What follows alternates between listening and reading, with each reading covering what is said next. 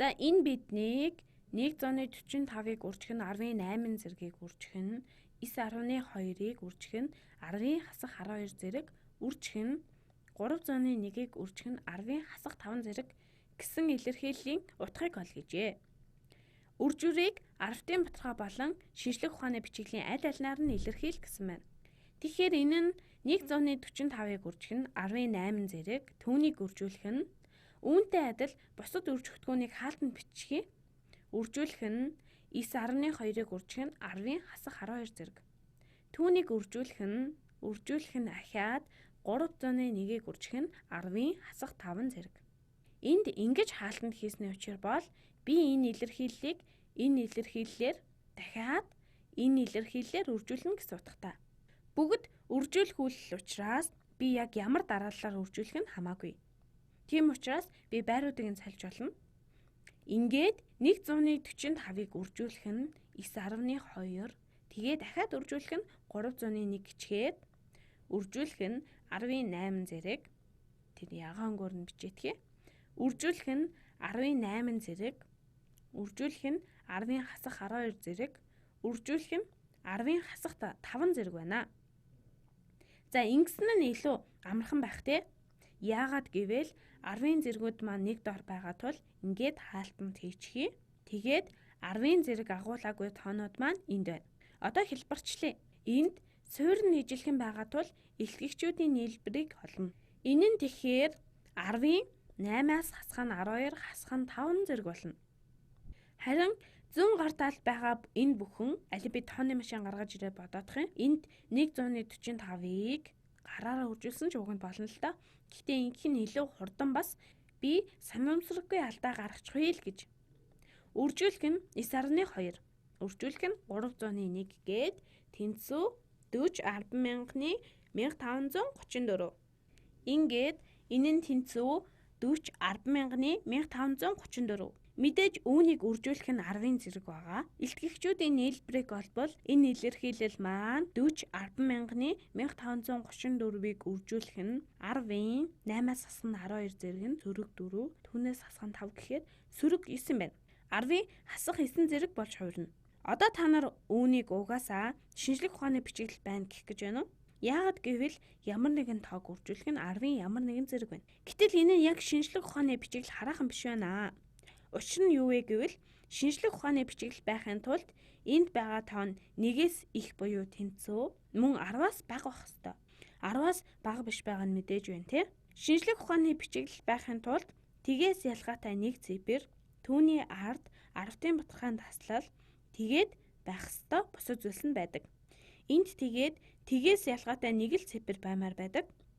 Гэтэл энд 2 цифр байгааз 10-аас мэдээж ихтэй. Өөрөөр хэлбэл 10-аас их буюу тэнцүү тоо байгаа биз? Харин чи үүнийг 10-аас бага, 1-ээс их буюу тэнцүү тоо болгох хэрэг байна. Үүнийг шийдэх хамгийн сайн арга бол энэ хэсгийг шинжлэх ухааны бичиглэлд эхлээд оруулах хэрэгтэй. Тэгэхээр эн чинь 400,000-ны 1534-ийг үржүүлэх нь 10 болно. Яасан бэ гэхээр 40-ийг 4 болгохын тулд би 10-ын баталгааг ийш нь 1 орон шилжүүлнэ. 40-оос 4 рүү шилжүүлэхийн тулд 10-ын баталгаанд таслыг зүүн тийш зөөчихсөн. Ингэж зөөж байна гэдг нь 10-т хувааж байгаа хэрэг. Иймээс энд 10-аар үржүүлж байж анхны тоотой тэнцүү болно. 10-аар хуваах юм бол 10-аар бас үржүүлнэ. Өөрөөр хэдүүлээ яаж бодож болох вэ гэхээр 400 саяны 1534-ийг 10-аар үржүүлэхээр 40,10,000-ны 1534 гарна. Тэгэхээр ингээд 4 бүхэл гээд энэ бүхнийг бичээд түүнийг 10-ийн 1 зэргээр үржүүлж байгаа гэсэн үг. Энэ чинь 10 гэсэнтэй ялгаагүй. Үүнийг үржүүлэх нь 10-ийн 9 зэрэг байна. Ийхүү ахаад л 10-ийн зэргүүд байна те. 10-ийн 1-ийг 10-ийн хасах 9 зэргээр үржүүлэхээр 10-ийн хасах 8 зэрэг гарнаа. 400,000-ны 1534-ийг үржих нь 10 хасах 8 зэрэг боллоо. За тэгээд 400,000-ны 1534-ийг үржих нь 10-ийн хасах 8 зэрэг боллоо. Хэдүүлээ шинжлэх ухааны бичиглэлд ямар ч байсан биччихлээ. Гэтэл бодлогонд шинжлэх ухааны бичиглэлээрч арвтын баталгаагаарч илэрхийлэх гэсэн. 10-ын баталгаа болгоно гэхээр ерөөсөө үүний үр журийг олоод л гаргана гэсэн үг. Ингээхийн тулд эхлээд энэ цифруудыг энд бичээдхий. 4 100,000-ны 1 5 3 4. Энэ тоогоо харахаар 10-ын баталгаанд таслал маань энд байгааз. Үүнийг 10-т хуваах бүрд өөрөөр хэлбэл 10-ын хасах нэгээр үржүүлэх бүрд энэ 10-ын баталгаанд таслалыг зүүн тийш нэг орон шилжүүлнэ. 10-ын хасах нэгээр үржүүлнэ гэдэг нь ерөөсөө 10-т хуваахтай адилхан. Иймээс 10-ын баталгаанд таслалыг зүүн тийш нэг удаа шилжүүлж байгаа юм. Энэ бол 10-ын хасах 8-аар үржүүлж байна штэ. Өөрөөр хэлбэл 10-ын 8 зэрэгт хувааж байна гэсэн үг. Ийм учраас би 10-ын баталгаанд таслалыг зүүн тийш 8 удаа зөөнө. Ингээд 10-ын баталгааг зүүн тийш нь 8 удаа зөөнөө. Хардаа энэ үнэхээр маш бага тоо байна. Үгээр үржүүлэхээр бага тоо гарах нь ойлгомжтой. 10-ын баталгаанд таслалыг зүүн тийш зөөх нь мэдээж хэрэг.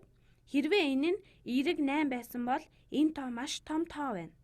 Тэгэхээр их зэргээр үржүүлж байвал 10-ын баталгаанд таслалыг би баруун тийш нь шилжүүлнэ тийм үү?